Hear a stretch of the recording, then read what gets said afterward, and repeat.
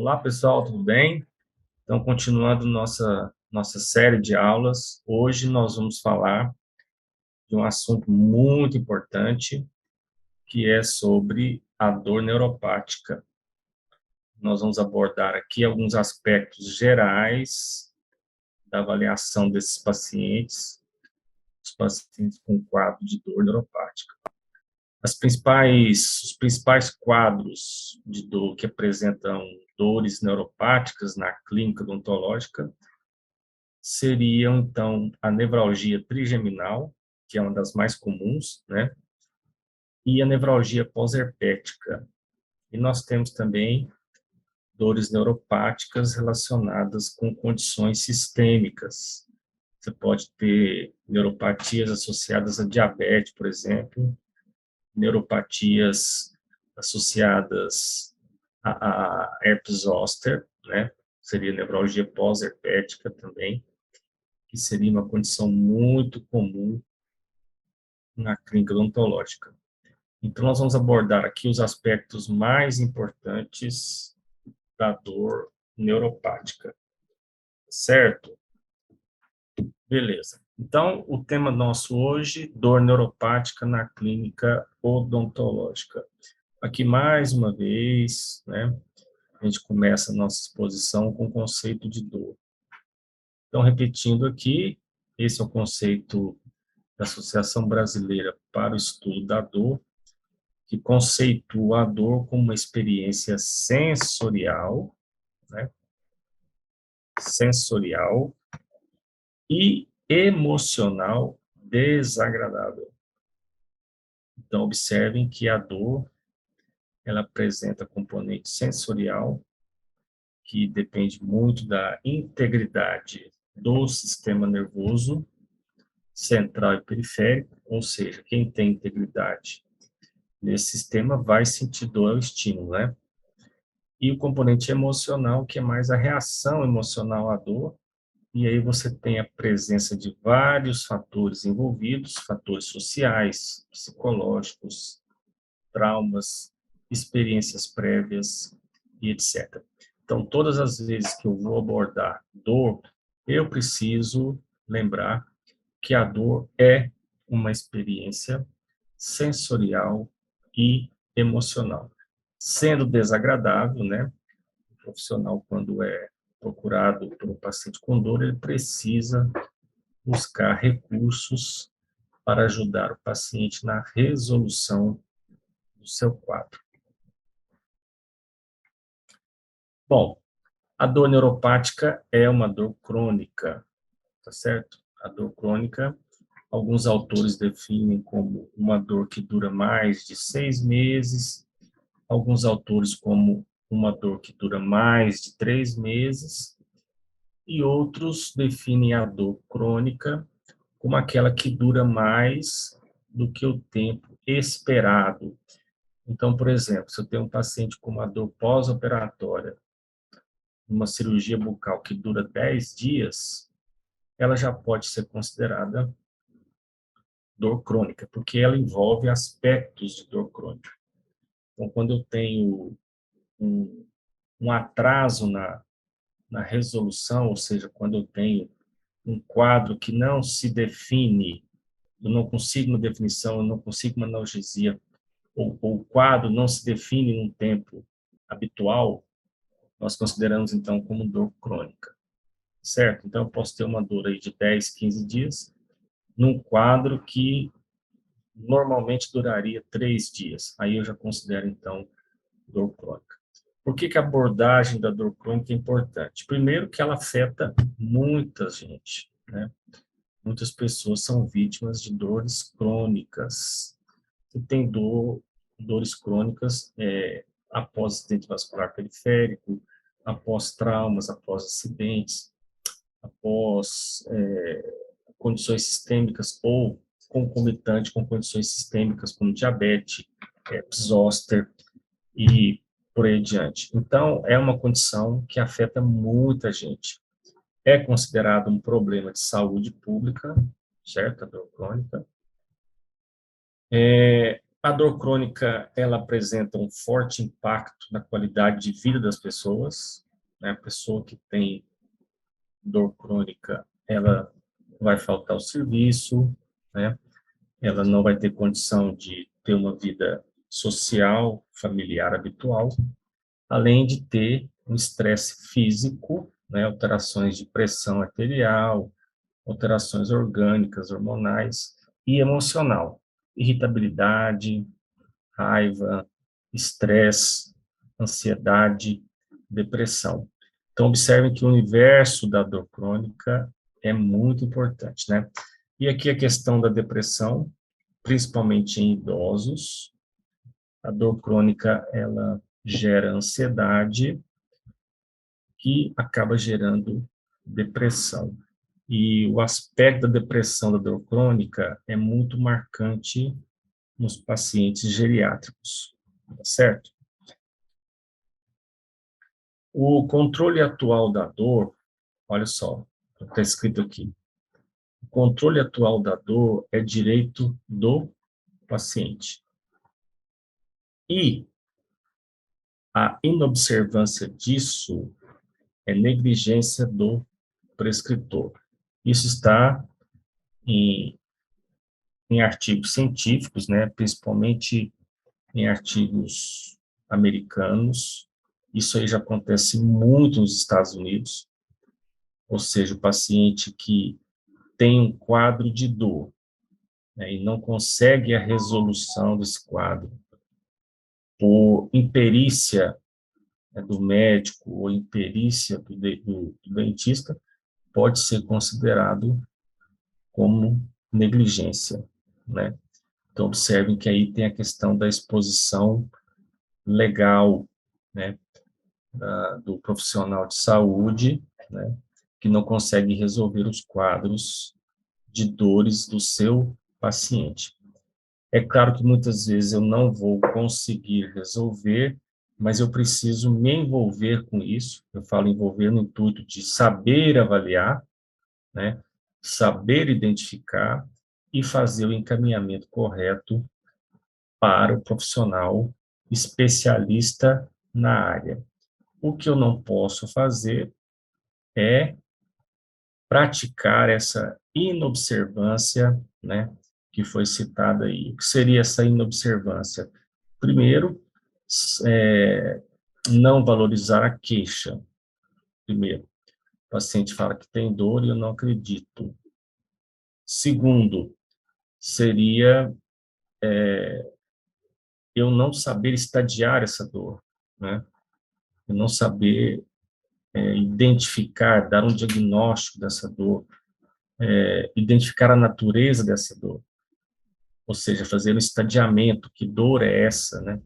É uma dor neuropática, é uma dor psicogênica, enfim, é uma dor crônica, é uma dor aguda. Então, eu preciso identificar ou estadiar essa dor e dar prosseguimento. O que eu não posso fazer nunca é ignorar a queixa ou passar por cima da informação ou não acreditar na informação do meu paciente. Bom, aqui eu coloquei alguns erros comuns em relação à dor do paciente. Olha só o que eu falei para vocês, ó. Erro de avaliação. Então, existe diretrizes para o profissional avaliar a dor do seu paciente. Erros no estadiamento, né? Ou seja, na identificação de qual estágio aquela dor se encontra, estadiamento, né? Importante, então, avaliação, estadiamento. Constitui um erro comum a inobservância desses aspectos aqui. Subprescrição analgésica, eu tenho falado isso várias vezes nas nossas lives. Por exemplo, a ignorância em relação ao opioide, ou a não prescrição do opioide, ou a não prescrição de medicamentos com ação no sistema nervoso central por medo excessivo da reação adversa.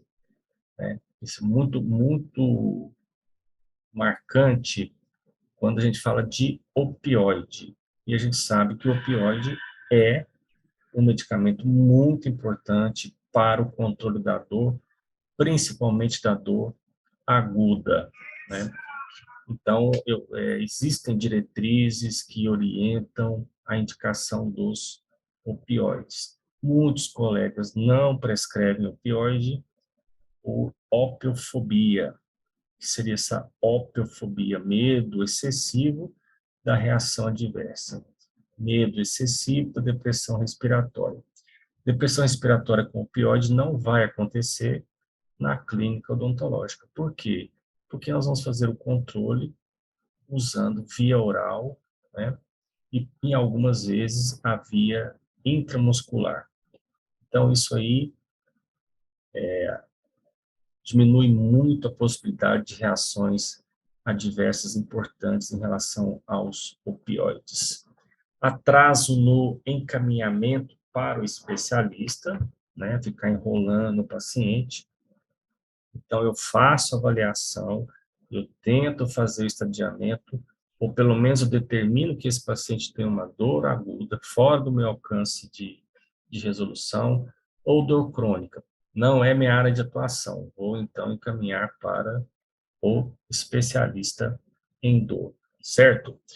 E aqui, esses são os 3 erros mais comuns, né? Erro na avaliação, no estadiamento, na prescrição e o atraso no encaminhamento. Por quê? Porque se eu atrasar o encaminhamento, a dor crônica ela vai piorando. Piorando, que eu digo, o aspecto de ansiedade e depressão, principalmente. No tratamento dessas afecções, olha só, é imprescindível definir uma estratégia terapêutica. Então, eu estou diante de que patologia? É uma nevralgia? É uma nevralgia trigeminal? É uma nevralgia do glossofaríngeo? É uma nevralgia pós-herpética? Quais são os principais medicamentos indicados para cada nevralgia, né? Qual o medicamento que eu vou escolher? Qual o anticonvulsivante que eu vou escolher? Vou associar um antidepressivo? É uma dor psicogênica? Qual é o medicamento mais indicado? Então, eu vou traçar uma estratégia terapêutica. Vou associar, vou usar um medicamento isolado, vou fazer um esquema em cima do que o paciente já usa, às vezes o paciente já usa antidepressivo, qual o antidepressivo que ele usa, o que eu posso fazer para acrescentar nessa posologia, né, para melhorar esse quadro de dor. Então, olha só, estratégia terapêutica. Qual que é o diagnóstico? Qual que é o medicamento mais indicado? Vou usar esse tratamento por quanto tempo? Né? O que eu posso fazer para melhorar? Atividade física, uma avaliação psicológica, uma terapia comportamental, tudo isso, uma acupuntura, né? Tudo isso aí vai, uma hipnose, tudo isso pode ajudar no controle da dor do meu paciente. E o paciente deve entender, olha só, compreender a sua condição. Muitos pacientes com dores crônicas estão numa situação de indefinição do diagnóstico, eles não sabem o que eles têm, e muitas vezes eles imaginam o pior, imaginam que tem uma condição sistêmica mais grave. Isso tudo piora a dor, porque isso piora o estresse, piora a ansiedade. A partir do momento em que eu tenho, a partir da minha semiotécnica, da minha avaliação, do uso de exames complementares, da minha abordagem, da minha demonstração de interesse pela resolução do quadro do meu paciente. Então, a partir desses fatores, o paciente já começa a entender que ele tem uma dor crônica, que essa dor crônica tem controle, que depende da medicação que eu vou prescrever, que depende da disciplina desse paciente, que depende de mudança de hábitos de vida, de pensamento, de comportamento e por aí vai. certo? Então, observem que não é só a prescrição, mas essa série de fatores que eu acabei de citar. Então, dentro dos erros comuns, essas são as observações. O que a gente deve fazer? Deve evitar cometer esses erros, né? Deve buscar uma sistematização na abordagem desses pacientes. Ah, eu não trato dor crônica. Tudo bem, mas se eu receber um paciente com dor crônica, eu sei o que fazer inicialmente, né? Vou tentar uma avaliação inicial, nem que seja superficial. Bom, eu tenho a dor crônica. É nevralgia, não é? É nevralgia da onde? Não sei. Vou encaminhar para o especialista. Tá certo? A dor aguda, diferente da dor crônica, eu já falei, né, em outras ocasiões, ela é um sinal de alarme, ela é considerada uma proteção biológica e ela é originada após traumas e também faz parte de algumas doenças. Então, um exemplo de dor aguda, a dor de dente por pulpite. Então, você tem uma pulpite, ela vai resolver, né, com a abertura da câmara pulpar, a extirpação da pulpa, da polpa, desculpem, e a prescrição de anti-inflamatórios não esteroides. Então, é uma dor definida, o paciente sabe aonde está doendo, ele consegue identificar, e aí o tratamento fica bem fácil. É claro que se essa dor aguda for mal conduzida, ela pode levar a quadros de dores de mais difícil resolução. Se uma dor aguda vai virar dor crônica, isso ainda é controverso, mas existem indícios nesse sentido. Você não pode bater o martelo, mas se você estudar a fisiopatologia da dor, isso fica bem evidente. Você não controla uma dor aguda, ela vai virar dor crônica. Por isso que nós precisamos, como diz a Associação Brasileira para o Estudo da Dor, ter um tratamento agressivo em relação à dor aguda.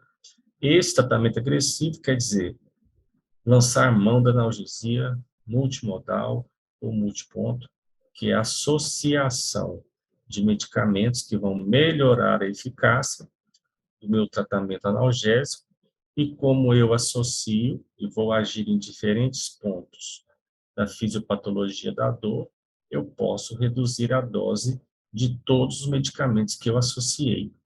Com isso, eu acabo tendo poucas reações adversas. Por exemplo, se eu associo o anti-inflamatório com o opioide, eu posso reduzir a dose do opioide em até 1/3. E posso reduzir também a dose do meu anti-inflamatório não esteroide.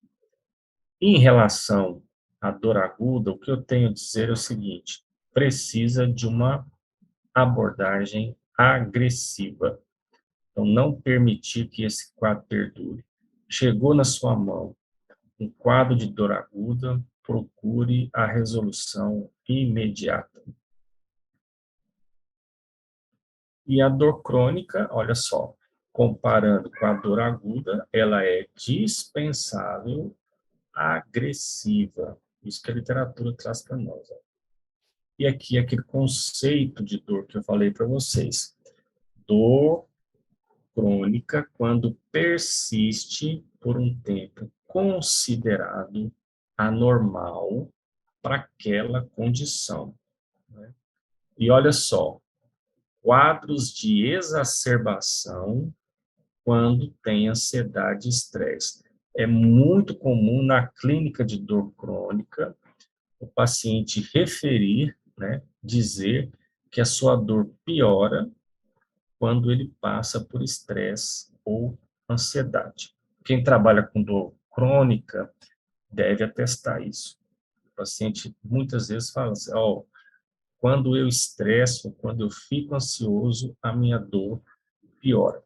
Essa característica é uma característica da dor crônica.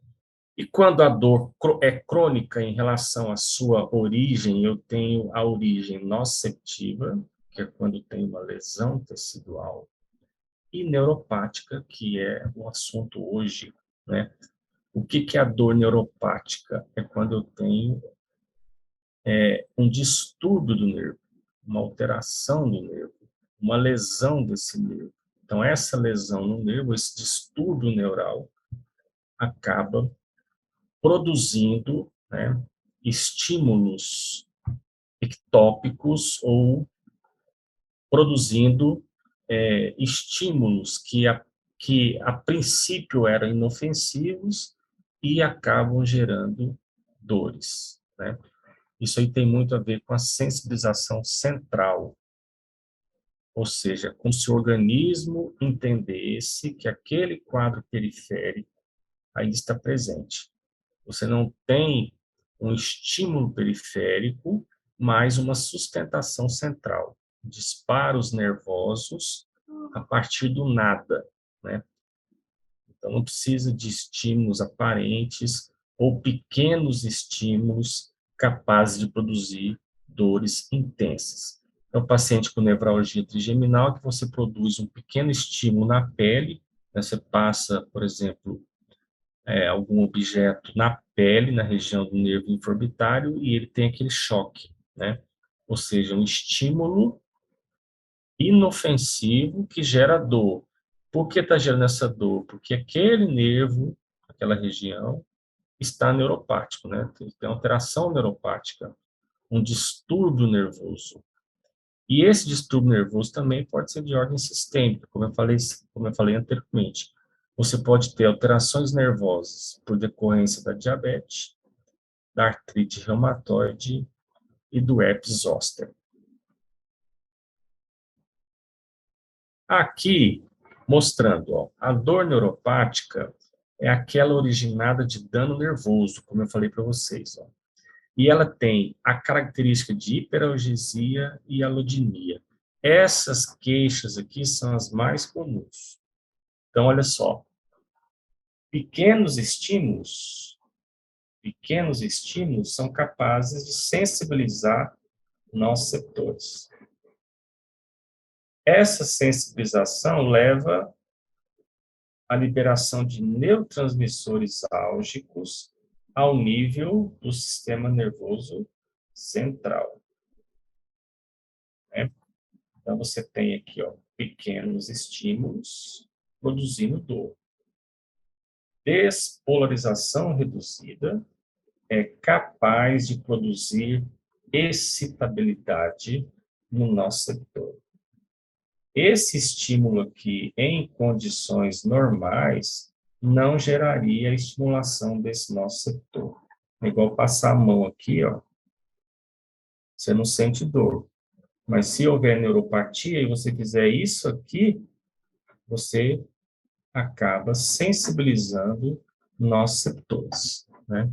E acaba estimulando a dor.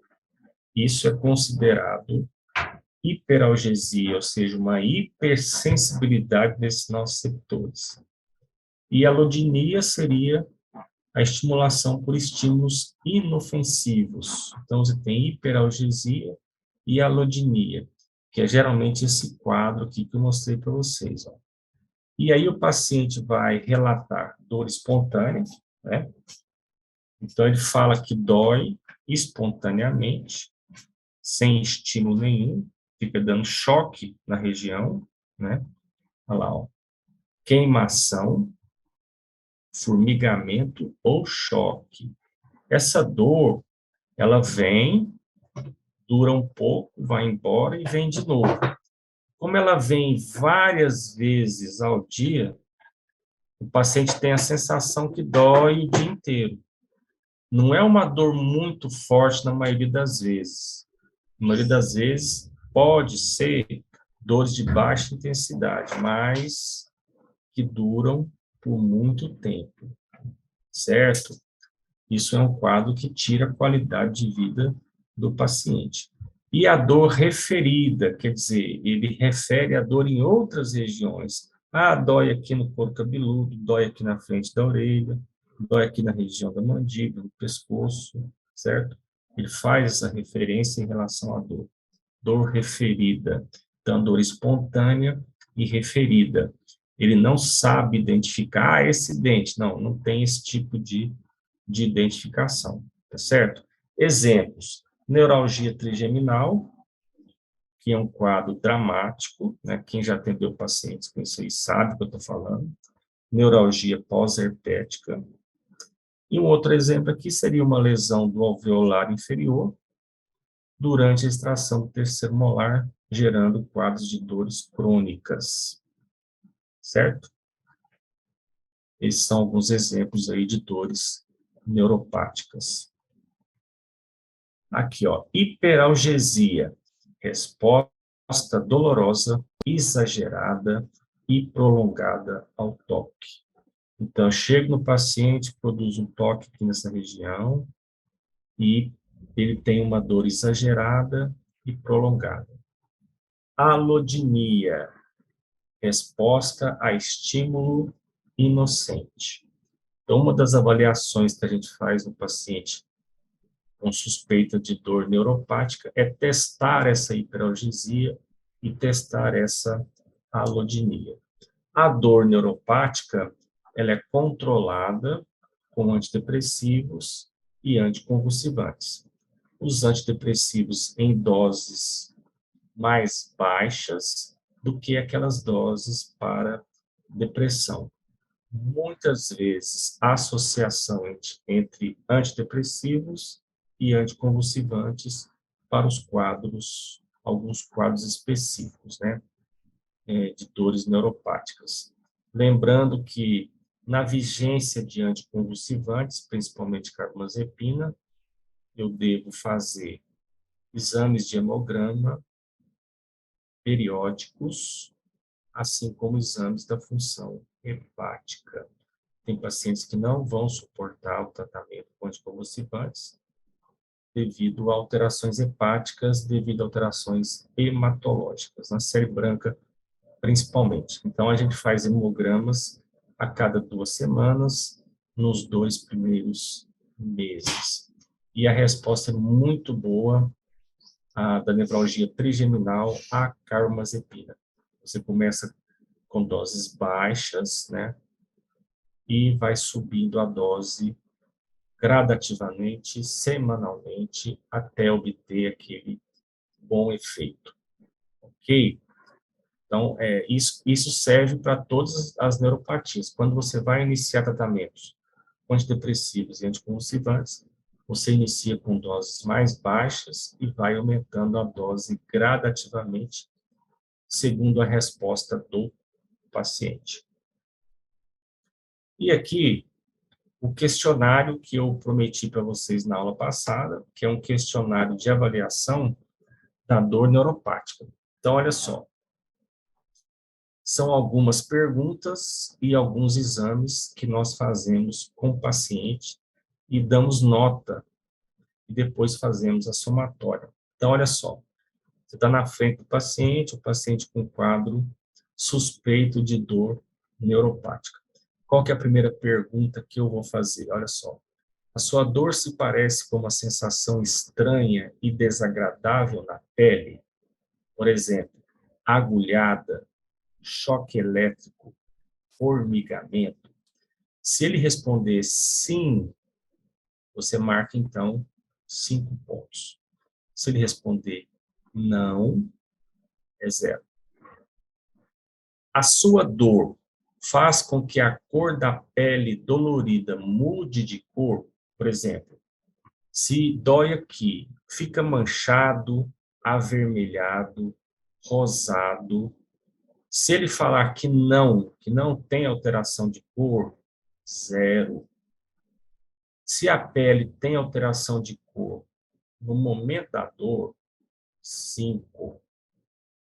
Vou dar 5 pontos para ele, então. Terceira pergunta. A sua dor faz com que a pele afetada fique sensível ao toque? Por exemplo, quando dói, se você fizer um toque leve ou passar roupa, ou um barbeador, ou um sabonete no rosto, uma roupa ao vestir, você apresenta essa sensibilidade nessa região que você refere dor? Se ele dizer não, 0. Se ele dizer sim, 3 pontos.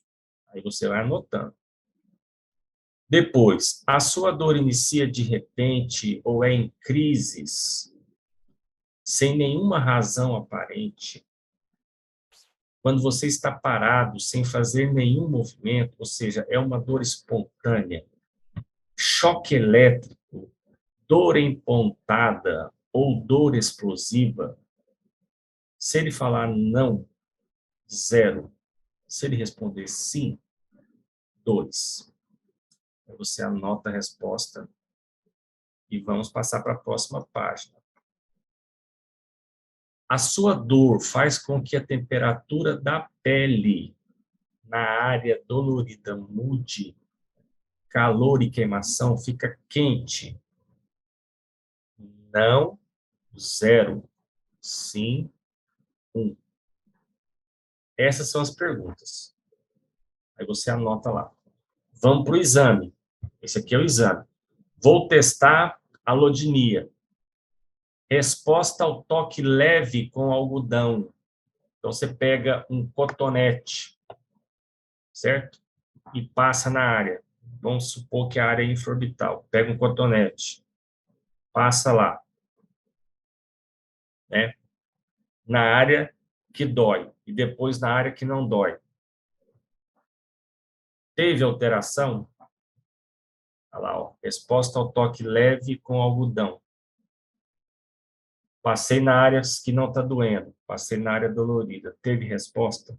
Teve alteração? Você vai usar um cotonete, né? Passou aqui, a dor é aqui, né? Teve alteração? Resposta ao toque. Por exemplo, meu algodão aqui provocou a dor. Aqui não, porque aqui esse lado é normal, né? E aqui? Não, 0. Sim, sim. E eu vou testar o limiar. Vou pegar uma agulha, pode ser aquela agulha de anestesia, né? Olha lá. Vou encostar a agulha. Não precisa enfiar a agulha, só força um pouquinho na pele. Tem alteração? Lembra que eu falei da hiperalgesia, da alodinia? Estou testando agora. Pego a agulha, encosto. Provocou dor?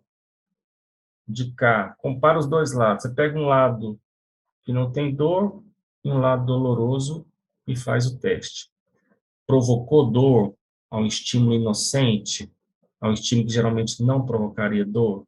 Sim, 3 pontos. Não, 0. Aí você vai somar tudo. Se a sua soma for inferior a 12, é improvável que seja dor neuropática. Se for superior a 12, é bem provável que seja uma dor neuropática. Sendo uma dor neuropática, o tratamento é completamente diferente. Se não for neuropatia, a gente busca, então, uma sinusite, uma DPM, uma pulpite, uma enxaqueca, alguma coisa nesse sentido. Mas não é dor neuropática. Então, esse é um questionário muito bom, muito didático, muito pedagógico e que dá informações seguras. Eu tenho experiência em aplicar esse questionário e a informação que ele me traz é muito valiosa, tá certo?